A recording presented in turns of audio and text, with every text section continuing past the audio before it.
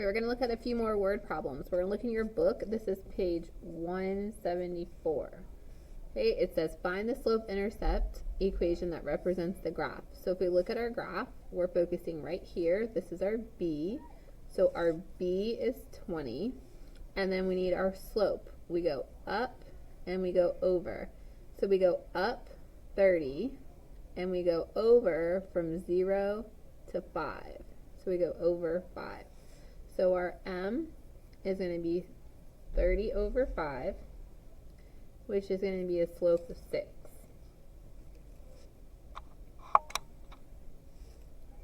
Okay, so if we have an equation, we would write y equals 6x plus 20. Next, it says determine how much Skylar will have in her savings account after 18 months. So we're going to use our equation, y equals 6, and we're going to plug in 18 for our x value. So we just have to do 6 times 18 and then add 20. So we have 108 plus 20 to make 128. For part C, determine how many months it will take before Skylar has 212 in her savings account. So the amount in her savings account is here on this axis, so that's our y value. So we're going to take our equation and make 212 our y value.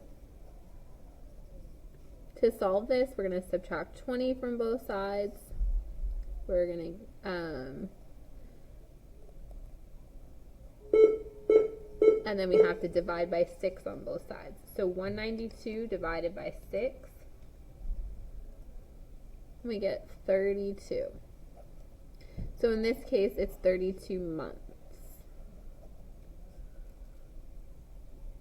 Okay, next we're going to go to word problem on page 176. So page 176. Number 19, it says, in 2010, the population of South Carolina was approximately 4,600,000. Over the next 2 years, the population increased by approximately 90,000 people each year. So this is our change. So this is our M. What we started with is our B. Write an equation in slope-intercept form that represents the population of South Carolina in terms of the number of years since 2010. 2010 is when we started. Okay, so we started with this amount and it changes by 90,000. So Y is our population. We're changing by 90,000 every year, X, plus what we started with, 4,600,000. Okay, remember yesterday we talked about Y equals MX plus B, and how M is our change and B is what we start with. Estimate the population of South Carolina in 2030 if the trend continues. So our number 2030 here is how much after 2010. So if I did 2030 minus 2010, I get 20. So it's 20 years since 2010, so 20 is going to be our X value. So when we plug this in, we're going to have 90,000 times 20 plus 4,600,000. So we're going to just have to follow order of operations, do our 90,000 times 20. We get 1,800,000, and then we're going to add the 4,600,000. We get a grand total of 6,400,000.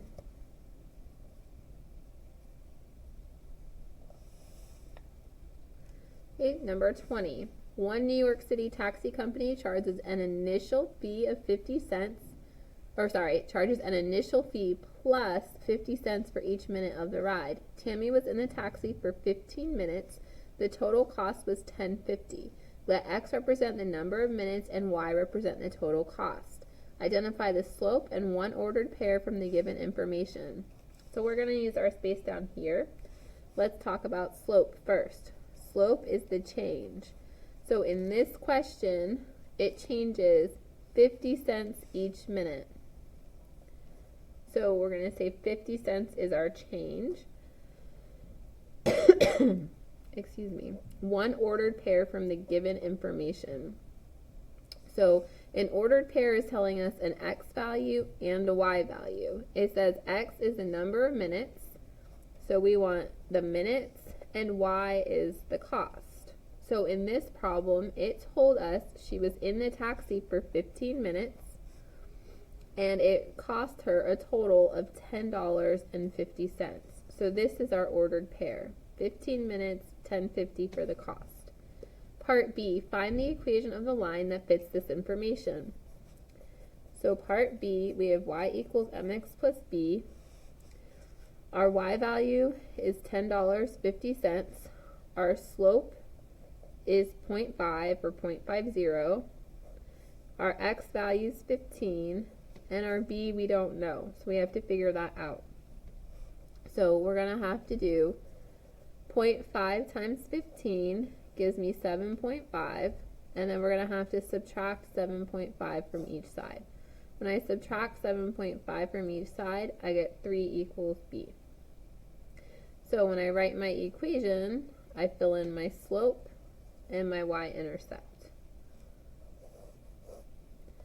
For part C, Joe uses his taxi company for a 30-minute ride. How much should he expect to pay? So part C, I know 30 minutes. That's my x value. So I'm going to replace 30 for x. And now I have to follow order of operations. So this is going to be 15 plus 3, which is 18. Y is equal to 18. So $18.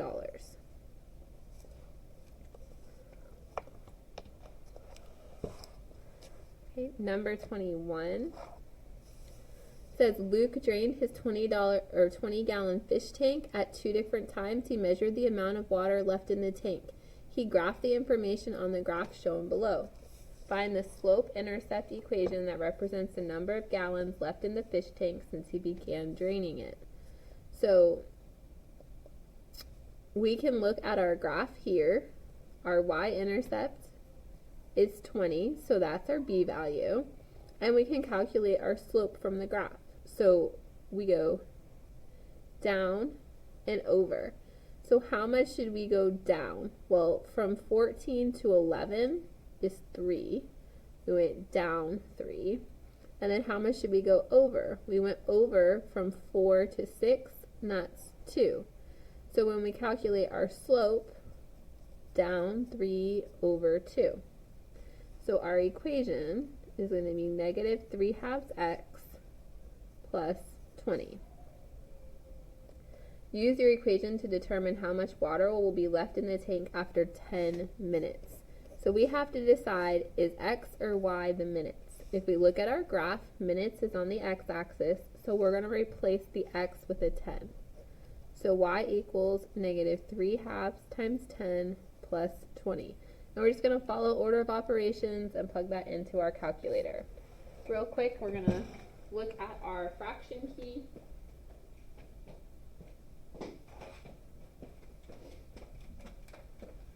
Sorry, I had to go grab my calculator. So our fraction key, remember, is right here. So we're going to hit 3 ABC2, and then we hit the negative button to give us a negative 3 halves in our calculator. We're multiplying that by 10, and then we add 20. So our answer is 5. Okay, in this case, it's gallons. So 5 gallons. When will the water be completely drained from the tank? So if it is completely drained, there are 0 gallons left.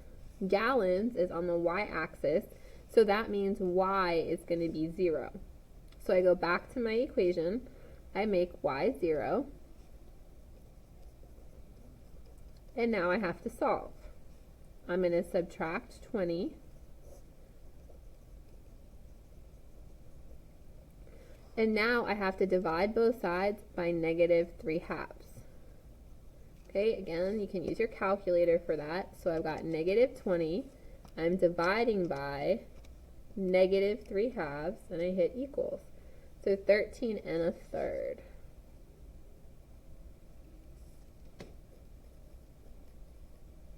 And this is in minutes.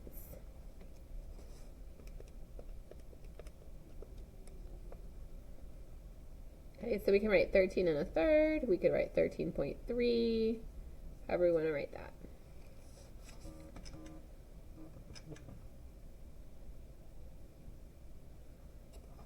All right, number 22. Javier owns a car rental company. He provides the graph seen at the left for his customers to see the price for renting a sedan based on the number of miles they drive. Find the equation in slope-intercept form that represents the amount Javier charges based on the number of miles driven. So if we look at our graph, we can tell that the y-intercept is somewhere between 10 and 20, but we can't tell exactly where it is. So if we can't tell exactly where it is, we're going to have to calculate it from the information we have here.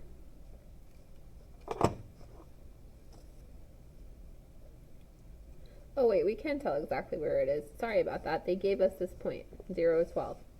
So this is going to be our b value. And now for our slope, we can either go from here to here or here to here, whatever we want to do.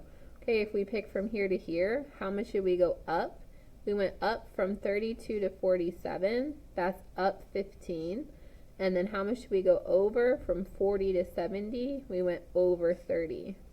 So our m is up 15 over 30. Now, we can keep it like that if we want, but if I type this in my calculator, 15 over 30, and hit equals, I get 1/2. That's the simplified version. So when I write my equation, it's y equals 1/2 x plus 12. What do the slope and y-intercept represent in this situation? So when we talk about slope, I'm going to go ahead and write down here. Slope is going to be our rise over our run. So when we rise, we're talking about dollars, and when we run, we're talking about minutes. So it's our price per minute for slope. What does the y-intercept represent? Y-intercept is on the dollars side, so it's our starting price.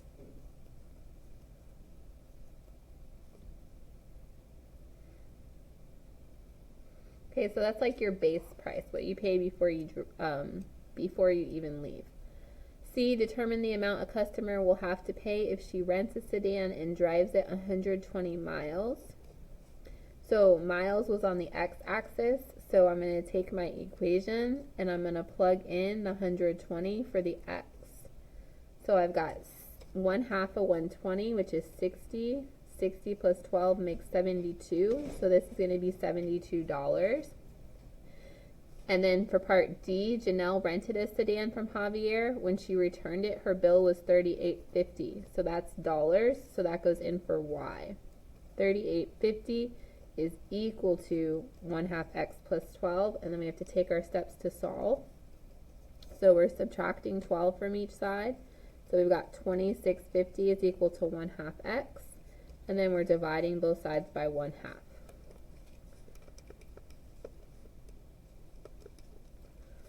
So 53 is x.